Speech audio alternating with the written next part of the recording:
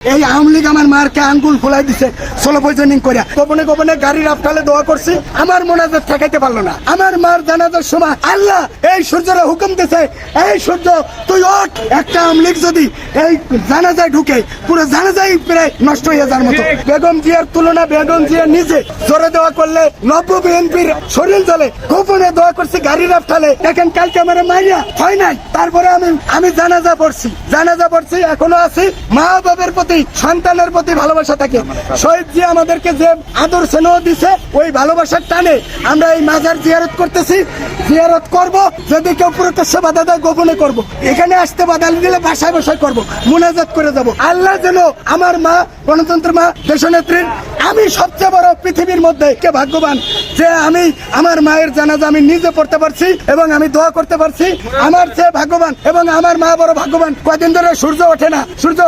আমার মার জানাজার সময় সূর্য উঠাইয়া আল্লাহ এই সূর্যরা হুকুম দিছে, এই সূর্য তুই ওঠ। আমার বান্দারা শীতে কষ্ট না পায় তাই সূর্য আলো দিছে, পাখিরা ঘুরছে।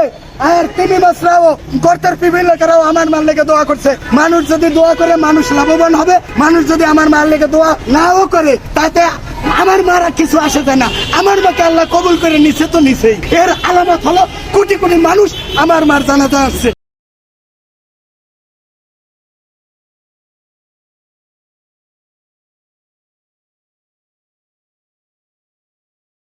এই আওয়ামী লীগ আমার মারকে আঙ্গুল ফুলাই দিছে সোলো পয়জনিং করে। এক ফোঁটা চুনা পড়লে পুরো পাতিলের দুধ নষ্ট হয়। একটা আওয়ামী লীগ যদি এই জানাজায় ঢুকে পুরো জানাজাই প্রায় নষ্ট হয়ে যাওয়ার মতো। আমার ম্যাডামের কি লোকজন কম আছে? আওয়ামী লীগ আনতে হবে। শেখ হাসিনা গাছের গোড়া কেটে আগায় পানি ঢালে, তার মানে খুনি হাসিনা তোর বিবৃতি তোর জায়গা মতো ঢুকাই দেবো বিবৃতি। তুই তোরে মুখ বন্ধ করতে পারছি না। তুই মরলে মোদি জানাজা পড়াবে, তোর জানাজা মুসলমানে পড়াবে না। আমার গণতন্ত্রের মা আপুসী নেত্রী, যার জীবনের বিনিময়ে আমরা বাংলাদেশের স্বাধীনতা সার্বভৌমত্ব এখন টিকে আছে, তার গতকালকে তার ইন্তেকাল হয়েছে। তার ছেলে আমার বড় ভাইয়া আলহাজ তারেক রহমান জানাজায় যখন আসছে আমার বুকটা ভরে গেছে। তো এর চেয়ে মহিষী নারী, এর চেয়ে ভাগ্যবতী নারী বাংলাদেশে জন্মগ্রহণ 100-200 বছরে করে কিনা কোনো আমি বলতে পারবো না। কিন্তু বেগম জিয়ার তুলনা বেগম জিয়া নিজে, তার সাথে কোনো বাংলাদেশের নেত্রীকে তুলনা করা যাবে না।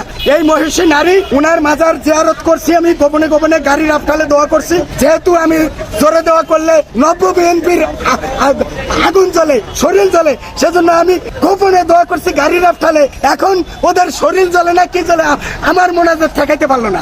আমি ঠিকই গোপনে করে থুইছি, আস্তে আস্তে বলছি। জোহরের নামাজ আমরা কি আস্তে পড়ি আর এশার নামাজ জোরে পড়ি। আমি আস্তে মোনাজাত করলেও আল্লাহ কবুল করবে।